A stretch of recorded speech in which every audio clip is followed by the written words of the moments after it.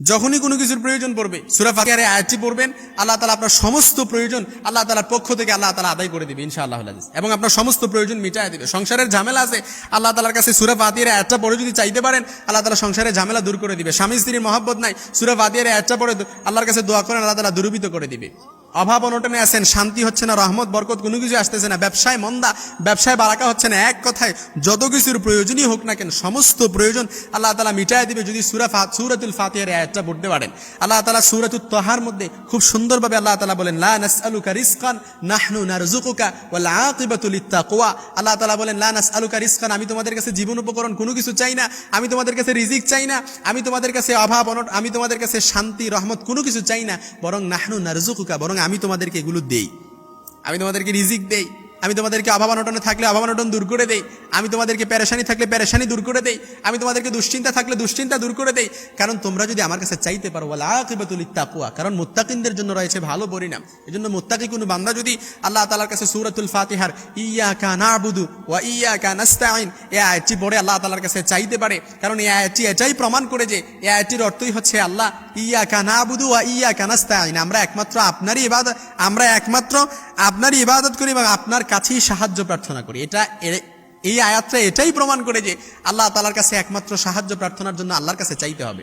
আবার সূরাতুত তাহার মধ্যে আল্লাহ তাআলা বলেন যে রিজিকের জন্য আল্লাহ তাআলার কাছে চান, আল্লাহ তাআলা আপনাদেরকে রিজিকের ব্যবস্থা করে দিবে।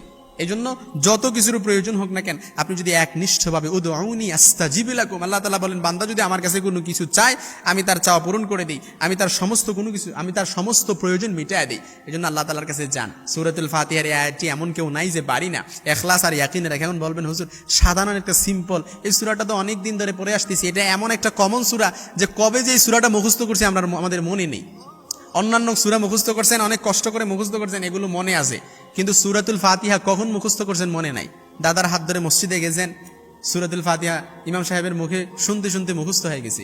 ছোট্টবেলায় মসজিদে গেছেন, শুনতে শুনতে মুখস্থ হয়ে গেছে, কখন মুখস্থ করছেন এগুলো বলতেও পারেন না। আবার এমন অনেক সূরা আছে মসজিদে যেতে যেতে ইমাম সাহেব হুজুর যখন সূরাগুলো পড়ে তখন আমরাও, অর্থাৎ আমাদেরও আধা মুখস্থ হয়ে গেছে, আমরাও সূরাগুলো বলতে পারি, ইমাম সাহেব হুজুর বন্ধ করে দিয়েছে, সূরাটাও মনে নাই। এরকম অনেক সূরা আছে। এর জন্য কোরআনের সাথে সম্পর্ক থাকলে, কোরআনের সাথে সম্পর্ক যদি অ্যাটাচমেন্ট বাড়ান, তাহলে আল্লাহ তাআলা আপনার ভেতরেও একটা প্রশান্তি, জান্নাতি একটা প্রশান্তি এনে দেয়। এই জন্য যখনই কোনো প্রয়োজনে পড়বেন, যখনই কোনো কিছুর প্রয়োজন পড়বেন, তখনই বলবেন ইয়্যাকা না'বুদু ওয়া ইয়্যাকা নাস্তাঈন, আল্লাহ আমরা আপনার নিকট ইবাদত করি এবং আপনার কাছেই সাহায্য প্রার্থনা করি। রিজিক নাই, আল্লাহর কাছে বলেন আল্লাহ রিজিকের সাহায্য আমি আপনার কাছে চাই। অভাব অনটনে আছেন, আল্লাহর কাছে বলেন আল্লাহ অভাব অনটন থেকে দূরীভূত হওয়ার জন্য ইয়্যাকা না'বুদু ওয়া ইয়্যাকা নাস্তাঈন, অর্থাৎ আপনার কাছেই আমি সাহায্য প্রার্থনা করি। আল্লাহ আমার ব্যবসায় বারাকা হচ্ছে না, এই ব্যবসায় বারাকা হওয়ার জন্য আমি আপনার কাছে সাহায্য চাই। আল্লাহ আমার ব্যবসায় মন্দা, আপনি আমার ব্যবসার মধ্যে ভালো কোনো কিছু করে দেন। আল্লাহ আমি লাইফে শাইন করতে পারতেছি না, আল্লাহ আমি লাইফে ভালো কোনো কিছু করতে পারতেছি না, আল্লাহ এই ভালো কোনো কিছু করার মতো আপনি আমাকে তৌফিক দান করেন।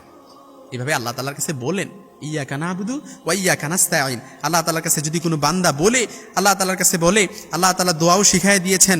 রাসূল সাল্লাল্লাহু আলাইহি সাল্লাম আল্লাহ তাআলার কাছে এভাবে দোয়া করতেন, আল্লাহুম্মা আসলিহ লি দীনি, হে আমার রব আপনি আমার দ্বীনকে সঠিক করে দেন, ওয়ালা তাজআল মুসিবাতি ফি দীনি, আপনি আমার দ্বীনের মধ্যে কোনো ধরনের মুসিবত রাখিয়েন না। এভাবে আপনি আল্লাহ তাআলার কাছে বলেন। আল্লাহ তাআলার কাছে যখন বলবেন, সূরাতুল ফাতিহার এই আয়াতটি পড়বেন, যত কিছুরই প্রয়োজন হোক না কেন সব কিছু প্রয়োজন আল্লাহ তাআলা আপনার পক্ষ থেকে ইনশাআল্লাহ আপনার প্রয়োজনগুলো মিটায় দিবে। সুবহানাল্লাহ।